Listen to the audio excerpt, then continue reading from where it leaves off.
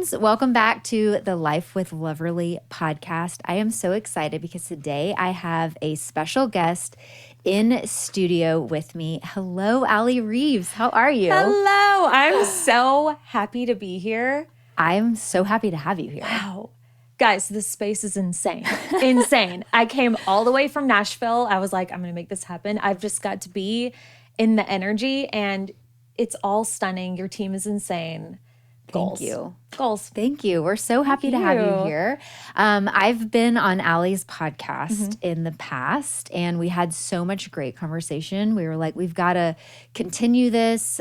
A lot of the questions that you asked me on the podcast last time, I was like, we need to get like the opposite version of that back over here. Yeah. So I'm really excited for you guys to hear a little bit of Allie's background and some of her advice. Will you tell our listeners just a little bit about who you are and what you do and kind of like all the things? Yeah. So I am super passionate about helping women create their own wealth. Yeah. And their own business and online business mostly. I started my business. I was a social media manager and got super burnout and trying to figure out what to do next. I said, okay, I'm going to give my try at teaching. And I created a couple of courses and realized, okay, this is not only an insane way to learn, but it's also an insane way to make money if you like this style of business. Yeah. You know, especially, I mean, for everybody, not just women, but everybody, but especially moms, you know, who want to stay home and, you know, during 2020 and all the craziness of 2020. So I help women create those businesses and figure out, okay, what's your skill? How do we monetize it? How do we sell it? So everything from ideation to creation to launching and marketing, that's what I do and what I help women do. And it's a lot of fun. I love that. And you have 2 kids. So you yourself are like a mom with toddlers and a baby. Yeah. Like you're in the trenches and it's working for you. So, and you're showing other women like how it can work for them. Yeah. Yeah. I've got 2 little boys, a 5-year-old and an 11-month-old. We are in the trenches and it's a lot of fun. And it's not, you know, this upward trajectory all the time. It never is. But I am so grateful for what I've created and that I started when I did. Yeah. Because and I feel like now, even if somebody's listening and they haven't gotten started and they're like, man, I wish I'd started. Because I'm sure up and coming or, you know, hopeful influencers see you. They're like, man, I should have got started then. But I feel like with the tools that we have now. Yes. And with women who have been there, done that, and can walk them through, this is the best way. This is the fastest way. You know, it's possible. And I'm just so grateful that I have it. And it's given me a level of flexibility and freedom with the boys that I'm so grateful for. Yeah. And that's the thing. I feel like so many people are desiring that, or they see on Instagram, like, wow, look at these like lives that these people are creating for themselves. Like, how can I get that? Who would you say is your ideal client, or like what type of business owners are your clients? Women who, I don't care so much about where you are, because I work with women, you know, who barely even gotten started. It's more so they know that it's possible for them, and they have that level of confidence where they're like, okay, I may need to learn a few things. I most certainly am going to have to put myself out of my comfort zone a little bit, but I see if she can do it, I can do it, and I'm willing to give it a shot. Yeah. So I am here to work with the woman, you know, at any step of the game who knows deep down she has what it takes and wants to really go for it. Yeah.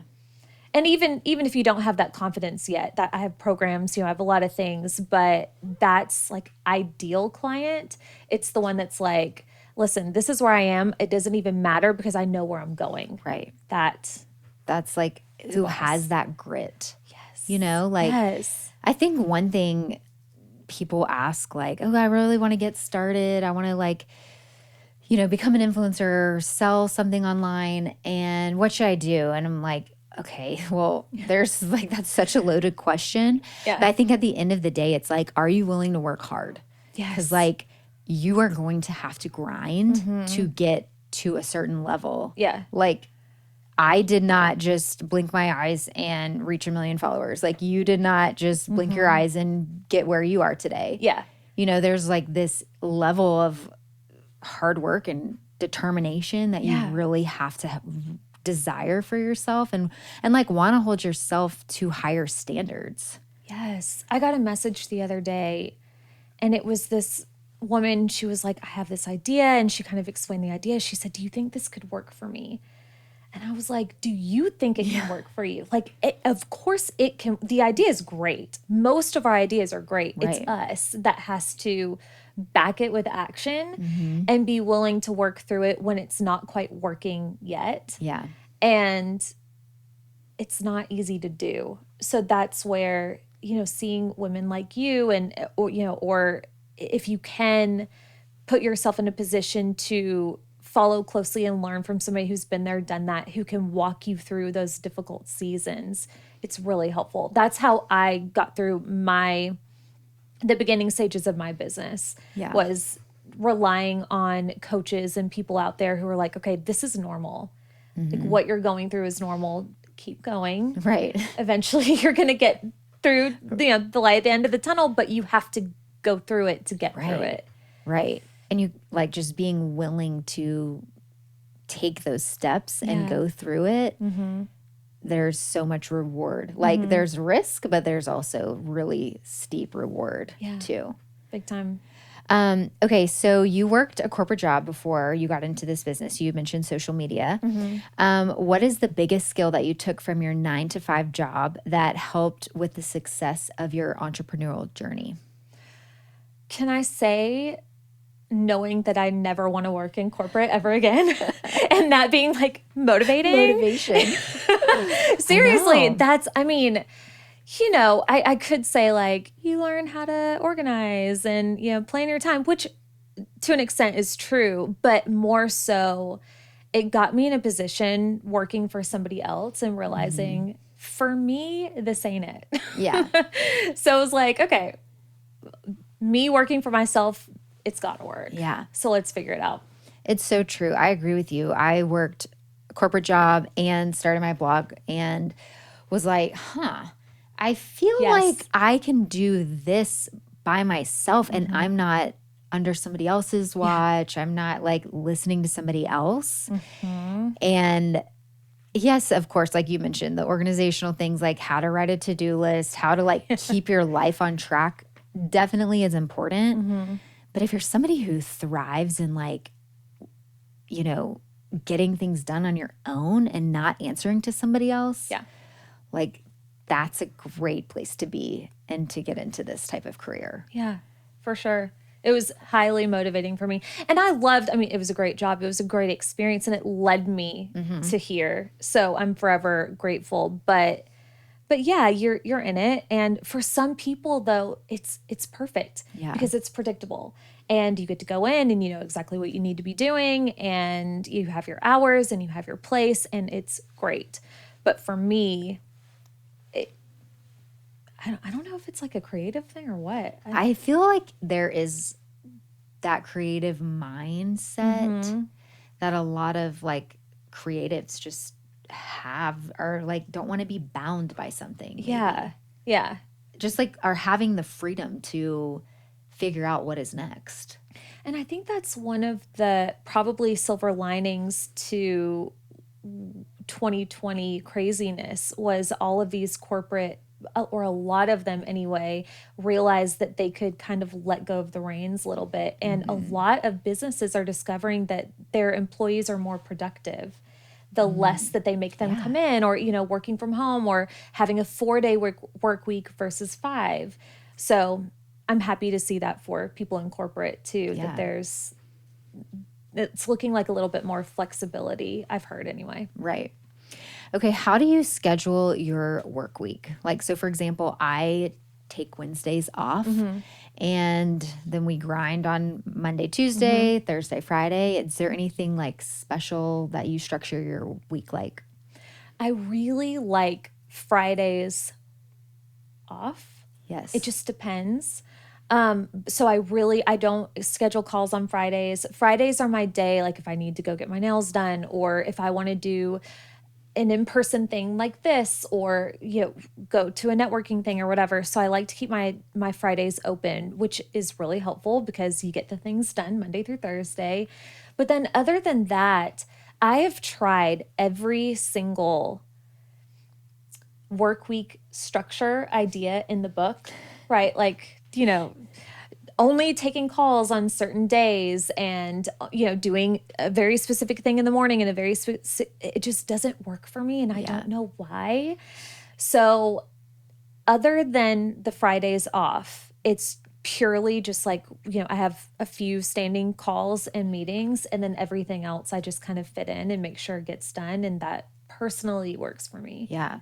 I operated like that for probably my first like 3 years. And then I felt like once I had more team members and people like relying on me, I was like, okay, I think like they need structure from me.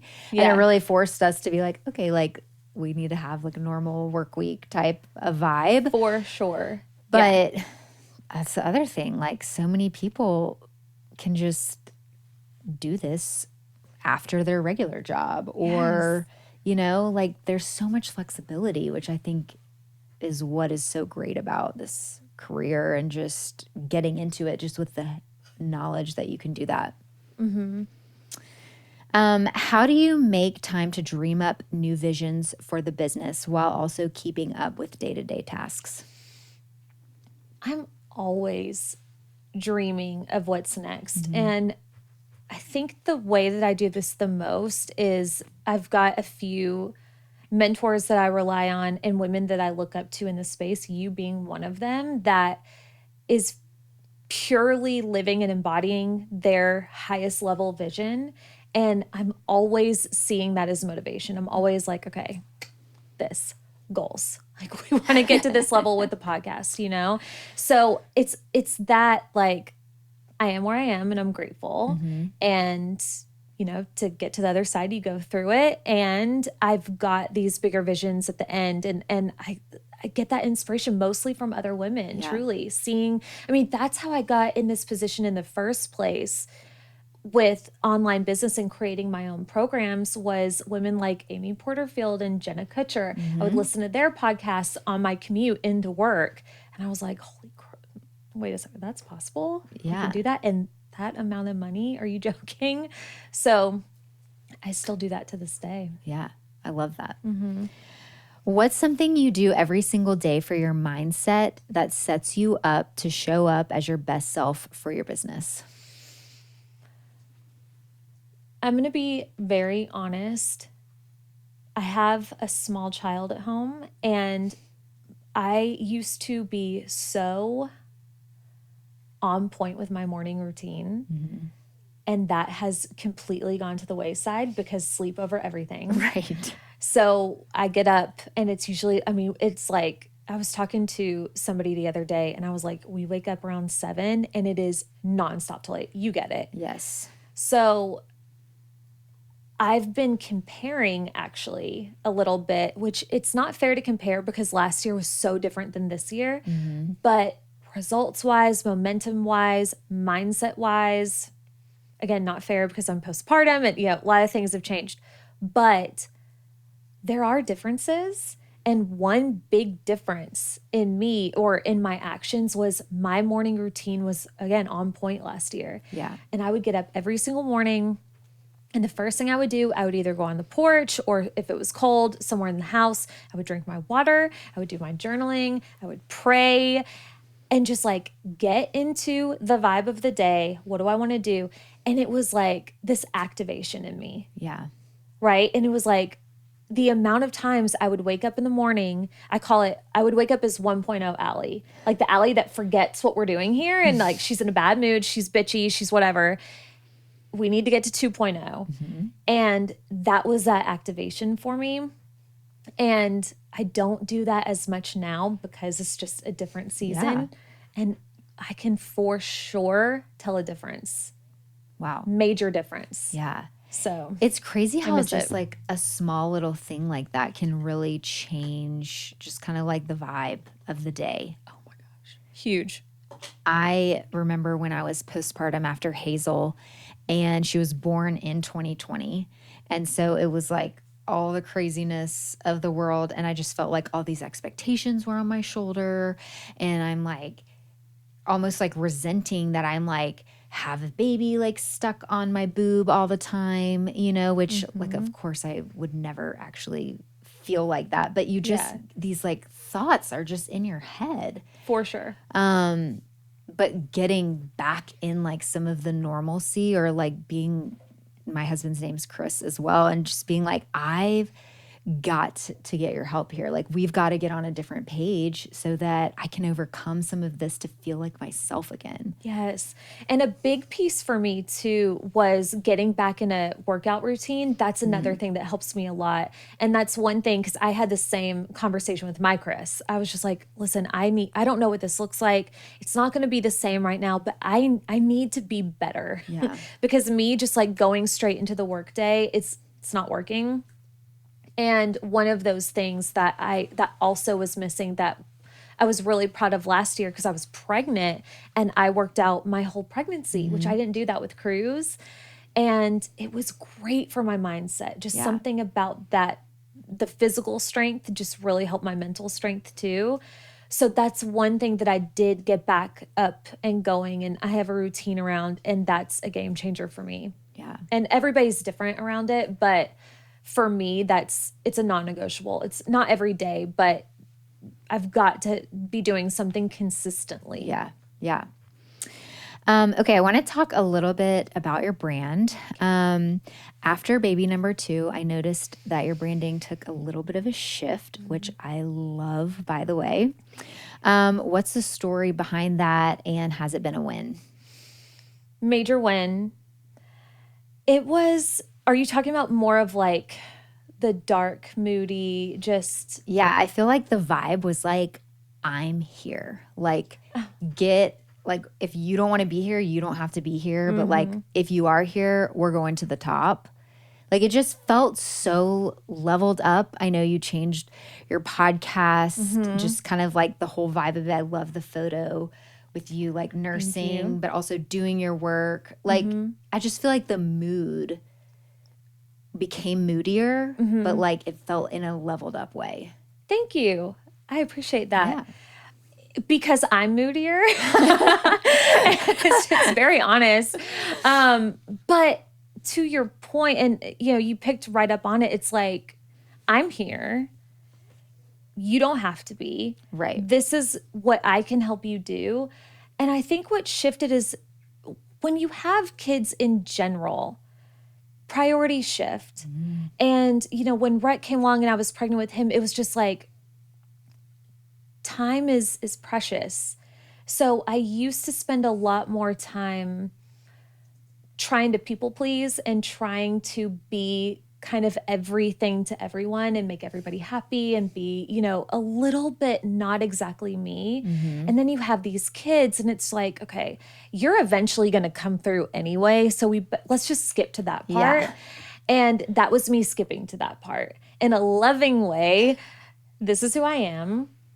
Take it or leave it. This is what I can help you do. This is, my perspective on this thing. And if you vibe with it, great. If not, no big deal, because there are millions of women out there who teach exactly what I teach in their way. So they can be more for you. Right. And it's been very freeing. I was just about to say, I can imagine how freeing that must have felt when you were just like, okay, I don't have to worry about what other people are thinking. Yeah. And I still do. Right. I mean, for sure. But less, and it's a work in progress for me. Well, that's great. I loved Thank it. you. It's funny, Nichelle and I, like, once a few things started trickling out, we were like, what has Allie got going on over here? Like, I don't know, but She's got her I boobs love out with with her baby. I got a negative review on iTunes about that. And she was like, leading with your boobs out. I'm like, I'm nursing my kid. This is what I genuinely do. This is Right. what we do. That is me every day, like literally in my office nursing my kid on Voxer, you know, what in between calls. It's real life. Like, Right. why are Like, we hiding this? You don't have to have your boobs out by any means, but right. I do. Yeah. It's like, do you get the point? You know? I Yeah. mean, it's so interesting because I feel like the people who appreciate that are the ones that want to level up. I You think so know, too. not everybody can appreciate that because not everybody is like either has the confidence or that's just not for them. But Yeah. I think that's okay. And if it's not for you, that's perfect. But I agree. I think there's something with a woman who is determined and who's confident, who she has that discernment and she doesn't need to leave comments and say things before Right. she moves on to what she's doing. Right. Yeah. People on the internet are wild. Oh, I can imagine what you deal Yeah. with that many followers. I How just is that? like put the blinders up and just move ahead. I mean, I'm very thankful that we really don't get a ton of negativity. Like, I've also changed, I feel like, over the last 2 years, the way I really do my business. And it is much more like, here are the outfits. This is like the sales. Here's how to like feel confident in what you're wearing. I want to encourage women to like dress and feel their best. But I'm not giving as much of the like personal behind the scenes, like my family. And I feel like some of that was where I was getting criticized because people weren't agreeing with what I was doing. And I was like, well, that's not even what I'm here for sharing. So I made a little bit of a switch. And I mean, now if people are like, I don't like the way your outfit looks, I'm like, okay, like Just doesn't hurt. it's fine. Yeah, it stings Doesn't, more when like- it's about your kids. Right. Or what you're doing as a mom. Yes. But it sucks. Well, I mean, did you enjoy sharing the personal things? Do you feel like you missed that? Sometimes I do, but I feel like there was this time period that I had to share, like I had to get people to trust me. You know, I had to build this trust. And at the time, it was sharing your every move. And I mean, I started my blog before Instagram stories were even on Instagram. And so then those became a thing and it was like, what do we do here? You know, and while I was still sharing like fashion heavy content, it was also an opportunity to be like, this is who I am. Like, this is why you should trust me. This is why you should trust my try-ons. Cause like I'm an everyday person. Like I'm trying to get pregnant. We're going through IVF. Like I did get pregnant. I'm a new mom now. Follow me for like new mom outfit ideas. And it just kind of felt like for a little while you had to share all of that type of stuff to be relatable. Yeah. But then I feel like throughout 2020, 2021, where people were just getting like attacked for every like idea that they wanted to share. It got so bad. So bad. I mean, I honestly feel like my anxiety went through the roof because am I people pleasing? Because I was like, well, this person said this, but I can't even like explain it to them. And Chris is like, you don't even know them. Like, why are you explaining yourself Right. to strangers when Yeah. it does not matter? Like, it does not matter. And so made a shift and I'm genuinely like so much happier sharing what I truly love, talking about the things that I feel like I can make a difference with helping people look and feel their best. And that's what the podcast is for, to share a little bit more personal stuff. I mean, we deep awesome. dive like very personal here on the podcast. And then Loverly Gray can be like left as like a shopping platform. I love that. I love that you found your mix of what works for you. And I want women to hear that there are brands out there who their thing is they share everything Right. and they love it. And that's the key. Do you love it?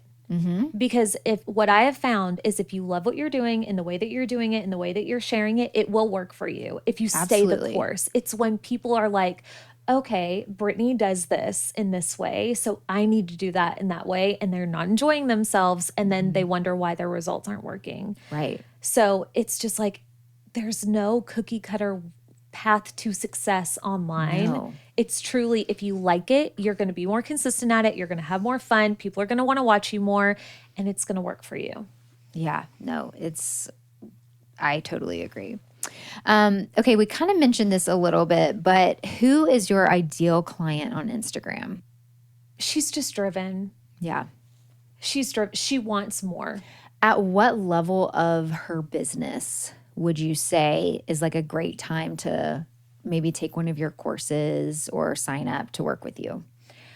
I've worked really hard to have a spectrum. So my podcast, free, go start there. Yeah. There's so much there. It's a lot. So you'll kind of have to go through, but I try really hard with my titles to give you an idea. But then I have programs that, I mean, it just totally depends on the person, but I've got things for beginners. But I would say more so the person who's maybe a little bit more advanced, who is maybe steady in their business, that's when we would probably work one-to-one together or in a higher level program. But I've got a spectrum. Wide variety. I think that's great about starting with your podcast because there's so many great topics and like information. I remember when I first found you, you like popped up on a Facebook ad. Changed my life for me. And I was like, wait, like watched the video. I was genuinely just like scrolling in or Facebook. And I was like, wait a second. You said like a few things that I was like, oh my gosh, people ask me all the time, like, how do I do this? How do I get to where you are? How do I this, that, or the other? And I'm like, while I would love to respond to everybody asking that specific question, I just don't have the bandwidth or the time to be like, let me give you like some tips on how I got here. But I was like, but Allie could tell you exactly like some steps to take. And so I was like, I've got to share this girl's Instagram, or like, who is this? And went and did a little bit more research. And then Nichelle's like, I actually like know her. Yeah. And I'm like, wait a second, this is just so Small wild. world. But yeah, that's, I'll always I will remember never that. forget that day. I will never forget. I was like just getting on Instagram, and my number, you have like a loose grip on your number Yeah. of what you have followers. And it was like 800 more. I was like, that's not right. Wait a second. You're like, and I pull up refresh. and it's like follow. I was like, what's happening? What did I do? What have I done? And it was because you mentioned me in your stories. And I was just like, you've got to freaking be kidding me. It was just such a surreal moment. And I really appreciate that. Yeah. And you're so good at that too. You're just so giving with leading women and people to brands, to people, to all of the things. Yeah. Well, I mean, it's like, it's funny when I was graduating college and trying to figure out like what I wanted to do, people would be like, where do you want to go from here? What is it that you want to do? And I was always like, I don't know exactly what. I just want to help people. And that, for my corporate job, I helped people find jobs. So that was like fulfilling for me. And then with this, I help people get dressed and feel good about themselves. But there's always times where I like work with brands, or I'll just be like, hey, like, I feel like what you have going on is really awesome and more people need to know about it. I don't know. I feel like they're just like, that's a great way to give back. And so it doesn't hurt me to, share the like, help people share knowledge. Yeah. Well, so you were so smart too, because you were getting that question. Right. And I'm still waiting for you to want to put out that course and that program, because, can you all imagine? It'd be insane. I know. Just add it to your list. It's fine. Seriously. But it's just smart, because you're like, okay, I'm getting this question. Here's somebody. And I do the same. Like, that's not really my thing anymore. And I think at the time the program that you were bringing people to me for was about hashtags. Yes. Oh my gosh. So funny because I would die if I had to talk about another hashtag. So now I'm like, go to this person. I know. Are even hashtags a thing anymore? I don't know. We were talking about that the other day. Do y'all use hashtags? I always still do. I don't really know if it's like, if it works. Okay. I mean, I don't know, but I think I still use it because I like the way it looks. Whereas I feel like if I just used a bunch of keywords, it would look different on like a caption. But I don't even know if I know people don't read captions with some of the messages that we get. I'll be honest, you guys. I'm sure. But so I don't know. Yeah. But yeah, that's one of the things. Yeah. We shifted. That was another thing that shifted. We're not talking about hashtags anymore, okay, guys? We're moving on from the hashtag. That's too funny. But they had their season. They did. They really did. What is your go-to tip for selling to close the deal with a client or a brand? No pressure.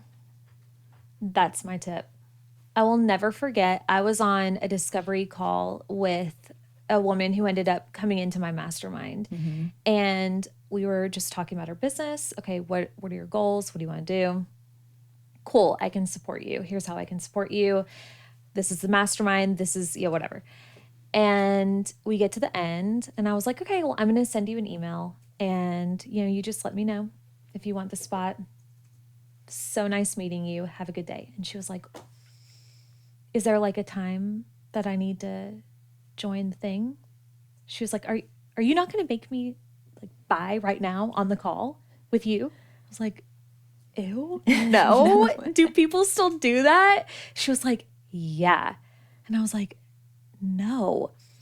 I'm not trying to pressure anybody to be in my world, especially working close together. Right. Right? Like if I have to talk you into working with me, we're just not a good fit. I'll answer your questions all day, but I'm not going to pressure you into wanting to work with me. That doesn't make sense.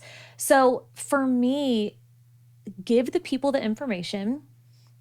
Another tip that I see, I've made this mistake a lot. I see a lot of people making this mistake, not leading with the transformation.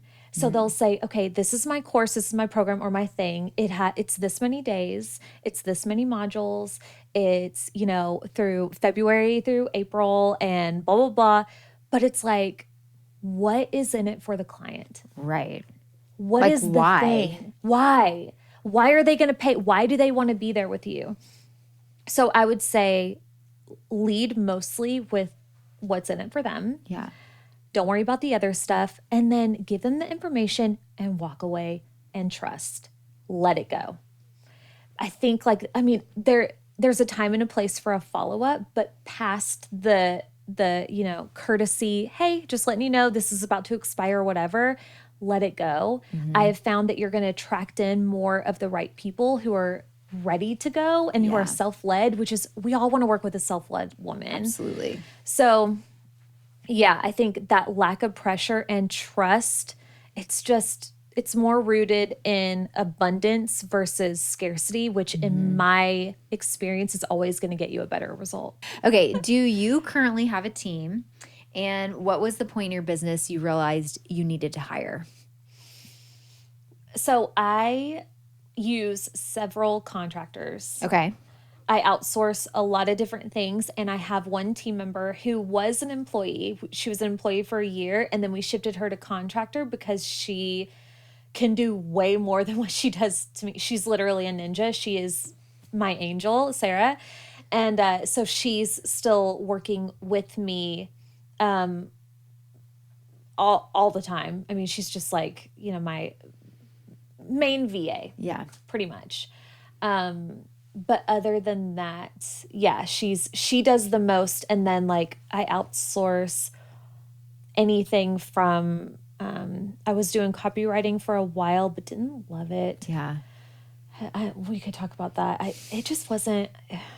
There are so many people who are very skilled. Yeah. That it's like you could just hire and you don't have to worry about it. Yeah. Like that's one of the things I feel like I hate writing copy. Yeah.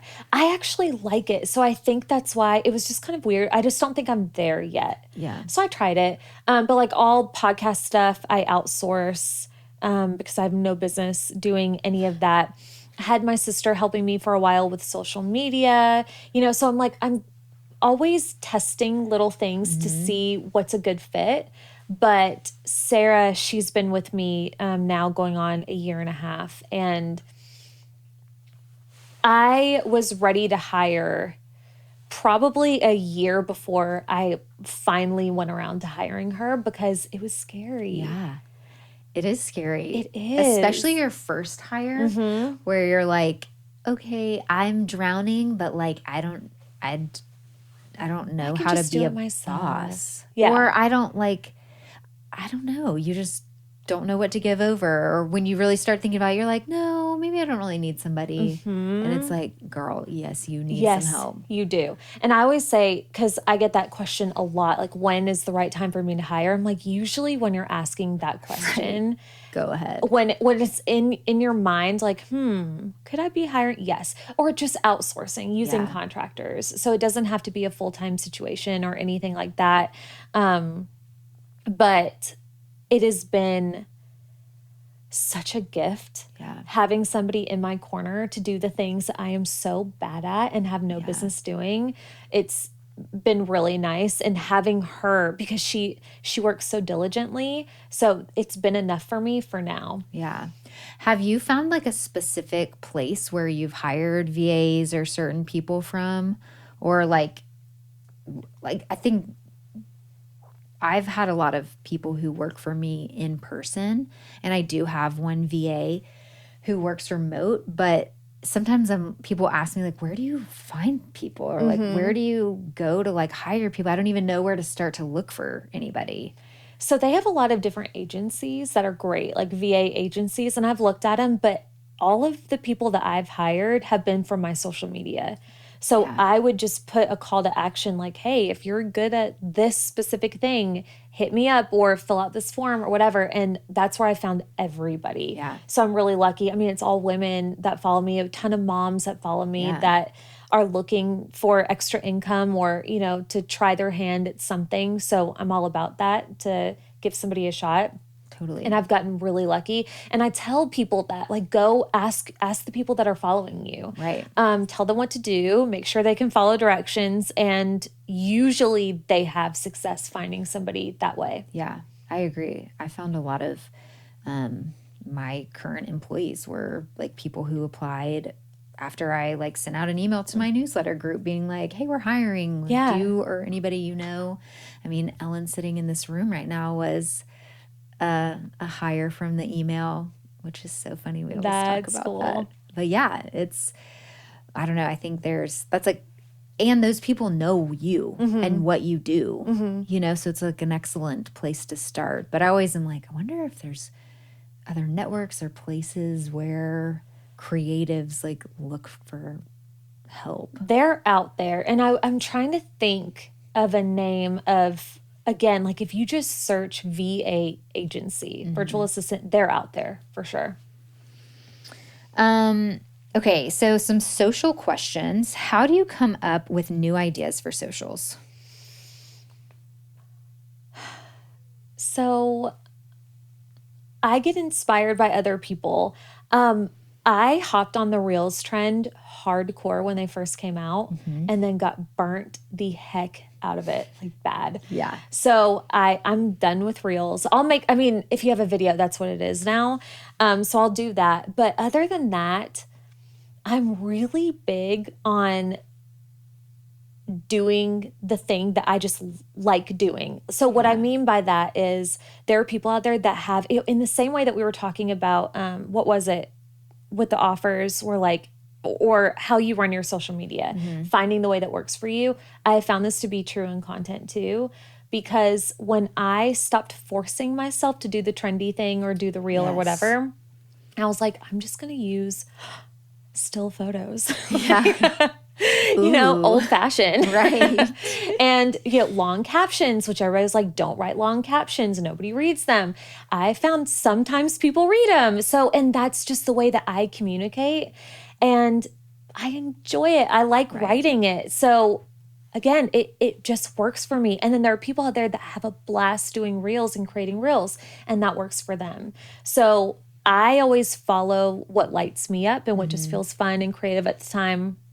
And that's what I recommend other people doing too. Yeah, no, I agree. And I feel like in times where I get overwhelmed or I'm like, oh my gosh, like they're doing this and they're doing this and I'm not doing enough, it's like, okay, I like close everything out and I'm like, back to basics. Yes. Like, why am I here? Like, what am I good at? What do people like me for?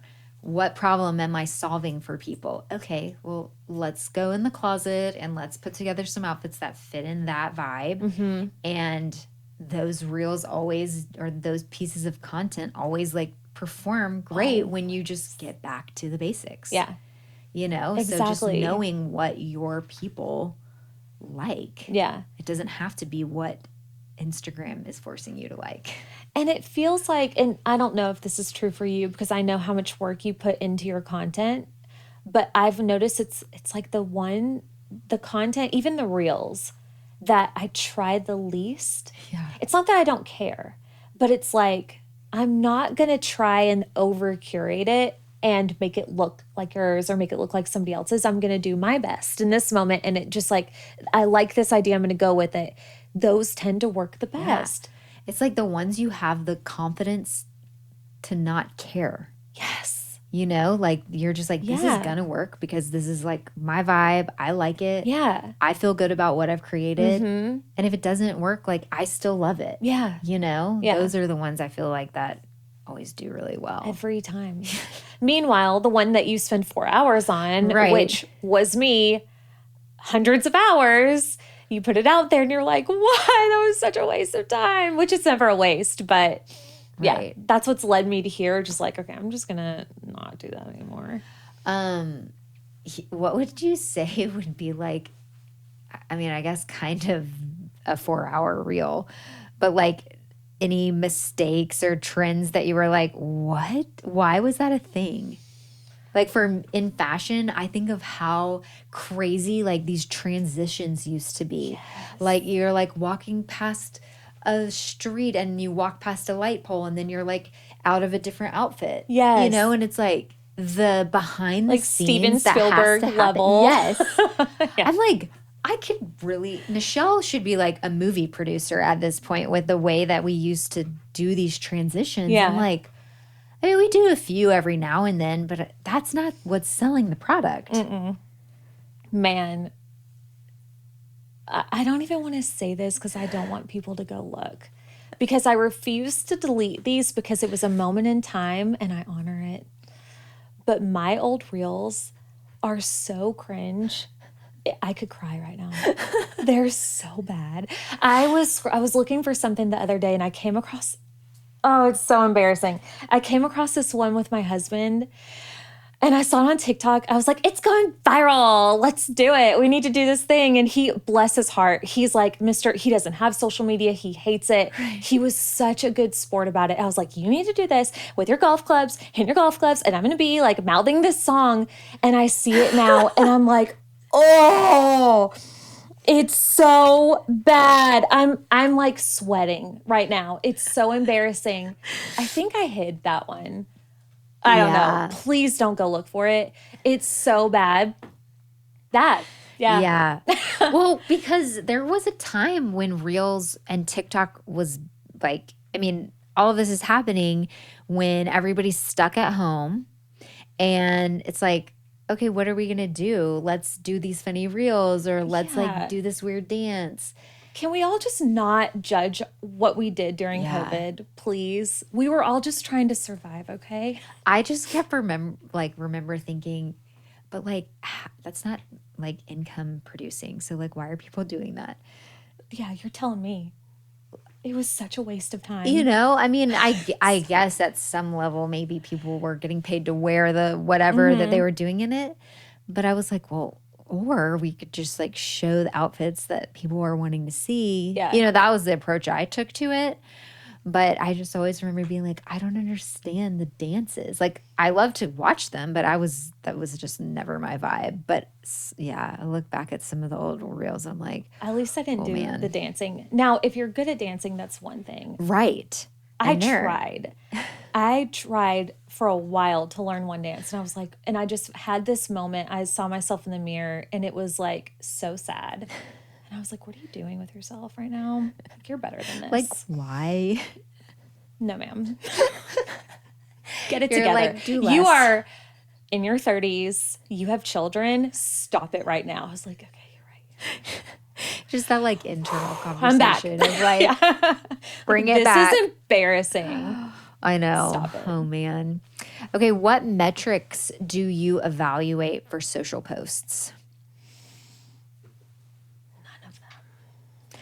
I feel like say that louder for the people in the back. None of them. I don't. I think that's great.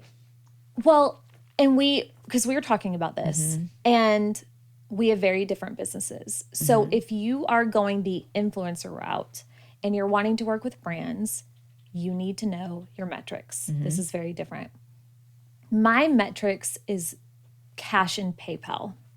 Right. So I could get so hung up, and I mentor women through this nearly constantly about like getting so caught up in I posted this thing and X amount of people unfollowed me, or I shared my heart in this post and got less engagement than this thing, and the overthinking and the waste of time, it doesn't serve us. So what I have found is if you are somebody who you love metrics and you love data and going through that, and it excites you to kind of gamify your content and say, okay, this post performed this way, so let's try and recreate that. And that's fun for you, do it.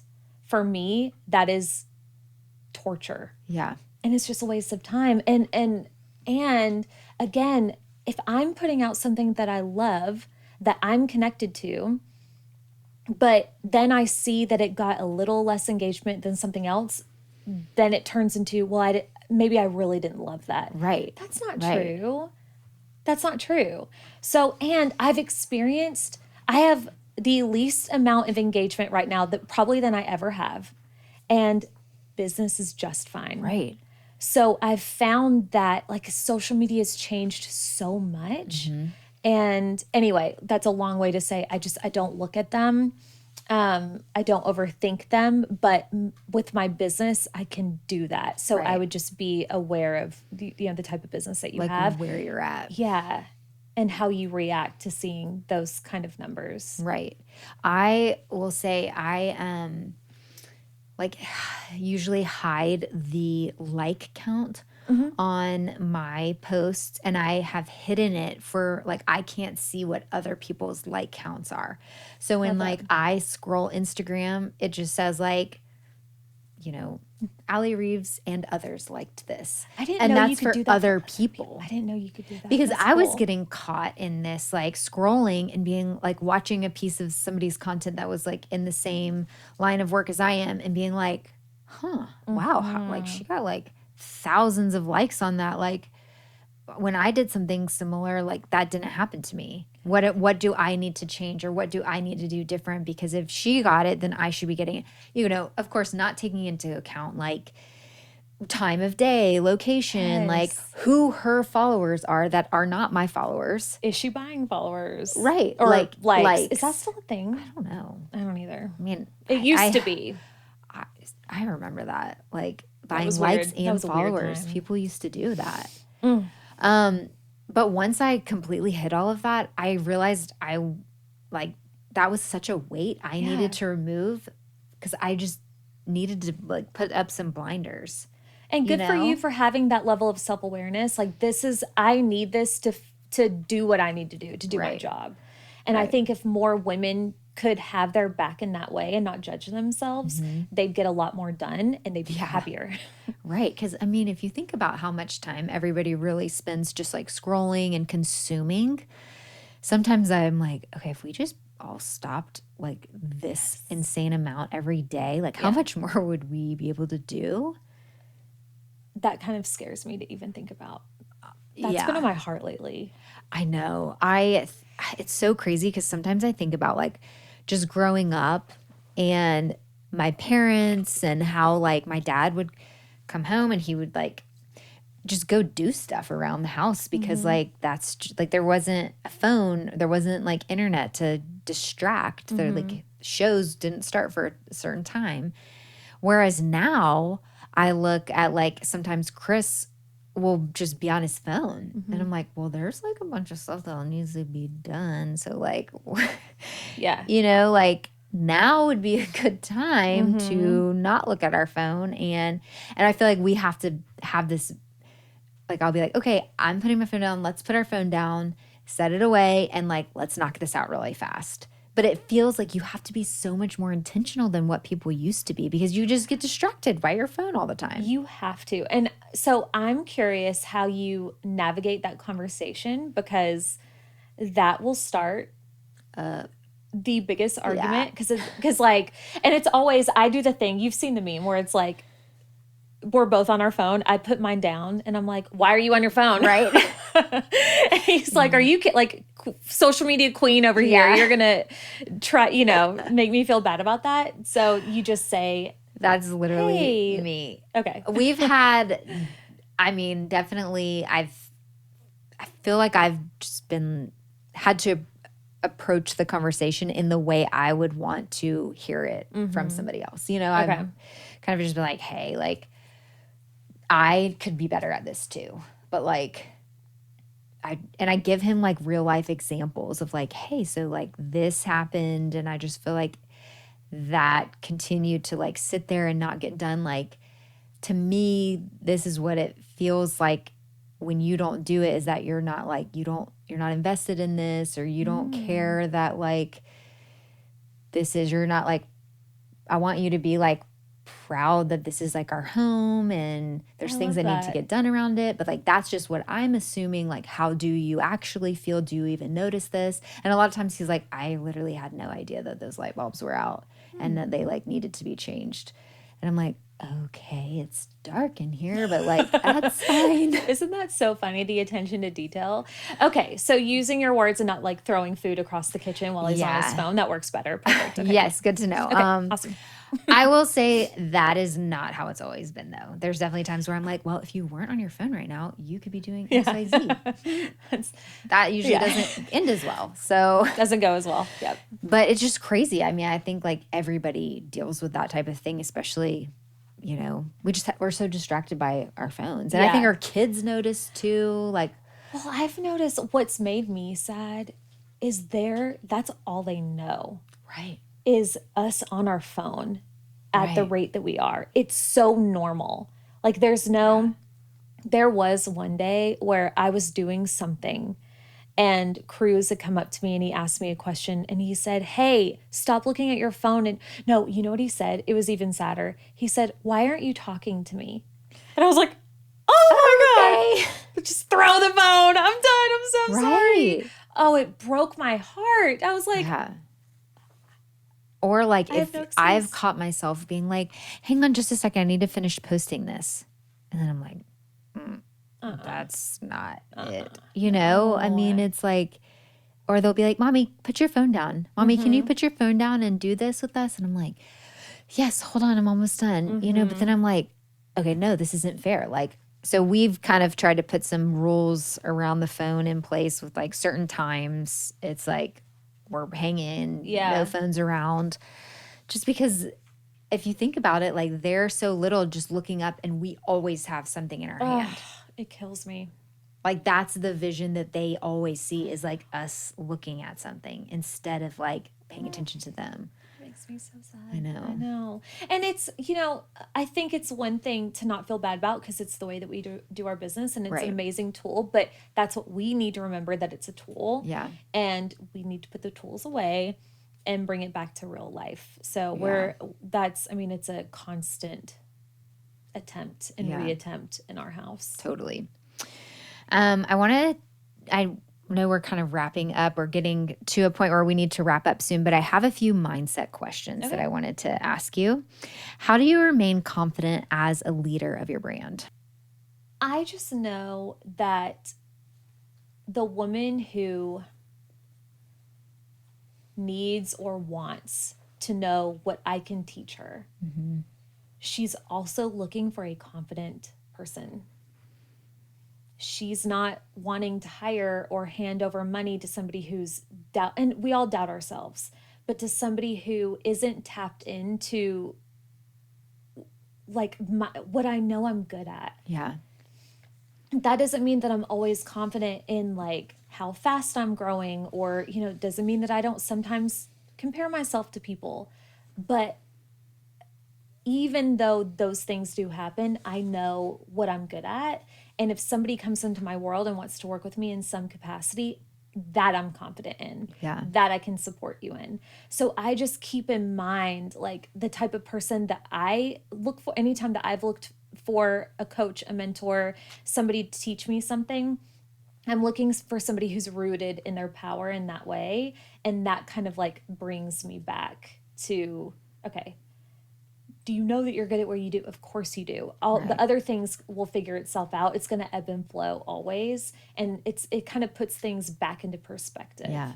Because it does. Like every day, your business is going to look different. Totally. So it's just, and that comes with time. Once you've been in business for long enough, you realize it's a roller coaster. Yeah. So you ride it. How do you try and stop yourself from comparing or thinking someone else can do it better? Why even try? Because that's probably true in a lot of cases, but that person isn't for everybody. I'm a dime a dozen when it comes to what I teach, but there are people that gravitate for me. I truly believe it's divine, honestly. I've lived an experience, I've experienced certain things, I have a certain way of living, and there are people out there that are, I truly believe, meant to learn from me, meant to learn from you, meant to see what's possible for you and for somebody else. So yes, there are people out there that can do something similar to what you do, sometimes better, sometimes not, but they're not for everybody. Right. So if you look at that and you say, okay, somebody's already doing it, you are doing obviously yourself a disservice, but the people out there that don't vibe with that person or who need to learn that thing through your lens, your unique perspective, because it's different. The way Totally. I teach is different from somebody else because I'm a different human. Yeah. And that can make a huge difference for somebody. Right. You've got to put yourself out there. Yeah, I think that's like very encouraging. Just even that applies to people who are like, I want to get started as an influencer, but there's so many of them. Or it's kind of like, look at it through this lens that Allie just mentioned, because that alone should give you confidence to start it. Like, Yeah. there's people who unfollow me every single day because I said something, or maybe they don't vibe with me, or things have changed for them. And like, that is totally fine, but you might be for them. Yeah. So that's excellent And the advice. cream rises to the top too. Because I'm sure you know this stat with podcasting, it's like 90% of new podcasts, like new podcasts that start this year, won't be around next year. It's an insane stat. Like a lot of people, they get in it because it seems fun and it seems sexy, and oh, she can do it, I can do it too, but their heart's not in it, or something else comes along. A lot of people, they don't have the staying power. That's a big piece of being an entrepreneur. So if you are saying something's oversaturated, there are a lot of people doing it, and you have what it takes, your people will find you. I promise you. And the people that aren't meant to stay in this space, they'll float on and they'll find their thing. But I don't believe in saturated markets. It's not a thing. Yeah. No. At least in the online space. Yeah. That's excellent advice.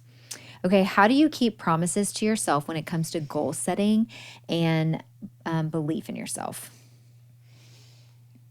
I've realized that when I am letting go of a goal, it's usually because I'm trying to buffer myself. Like there's a part of me that doesn't believe it's possible. So I'm protecting my now self, but my future self isn't given the opportunity to go for the thing. Right? So it's like anytime you set a goal, there's of course the possibility that it's not going to happen. Right. But you have to realize, who cares? You care. But if you care about hitting the goal, you got to go for it. Right. So you've got to realize, yes, there's a chance it may not happen, and it might suck, and it might be embarrassing, it might be whatever. But what if you hit it? Right. And you cannot hit it if you don't go for it. So it's like balancing it, or, keeping that in mind, that keeps me pushing. Yeah. It's easy to forget. It's interesting too, though, because I feel like you can learn so much on the path of going for a goal that maybe you do fail, but you're like, wow, I actually, if you have the mindset of like, what did I learn from that failure? How would I do something differently? Or maybe that opened a door I never saw coming. And this goal I didn't end up reaching, but now I'm pushing on this different direction. Exactly. Would have never gotten there if I would have said like, oh, can't do that. Yeah. You know, I mean, I think it's so much about being an entrepreneur is like how you look at things in your mindset. And if you know, care about learning and just, I don't know, there's just so many ways you can have the right mindset to grow your business. I love the analogy with this too. Like, how do you learn to swim? By getting in the pool, not by reading about it, not by saying that you want to swim, but you're afraid that if you get in the water, you'll drown or you'll get wet or whatever. So we do this in our businesses. Like, I want a 7-figure business, or I want a big team, or I want to have an in-person space like Leverly Gray. But what if that doesn't happen in this period of time and people are looking at me and it's whatever? And it's like what you said about failure and the lessons that you learn from failure, you will learn more from failure than even hitting your goals. Right. There are a lot of people that have succeeded really fast, but then they end up kind of going through a pretty tough season because they've not navigated stormy waters. You know, they've just experienced winning, which is great. And that seems sexy and we all want that. Right. But to be a business owner who can actually sustain business over the long term, you have to navigate the hard times too. Yeah. So you really are getting the best education by going for the thing and allowing yourself to fail if that's what's meant for your highest good. Yeah. No, I love it. I feel like there's been so many excellent nuggets of wisdom in this episode today. Yes. Like, people are going to love this. I'm just so excited to get this put out there. Allie, tell us where our listeners can find you, and tell us your podcast name as well. Yeah, so you can find me on Instagram at Allie Reeves, Alliei Reeves. And then my podcast is All In with Allie. And we talk lots of mindset, lots of business, lots of a lot. Lots of a lot. Lots of a lot. Lots of a lot. Go listen to a lot. It's mostly online business stuff. I love it. We'll also link back to my episode with Allie if you are interested in just learning a little bit more of like how I got started and some of the back end of my business as well. We'll link that in the show notes so you guys can take another listen at that episode as well. But and we've got to bring you back for a part 2. Yes, please. Let's do it. Okay. I would love to. Okay. Well, thank you so much for joining me today. It's been an absolute pleasure. Thank you so much for having me. Until next time, friends.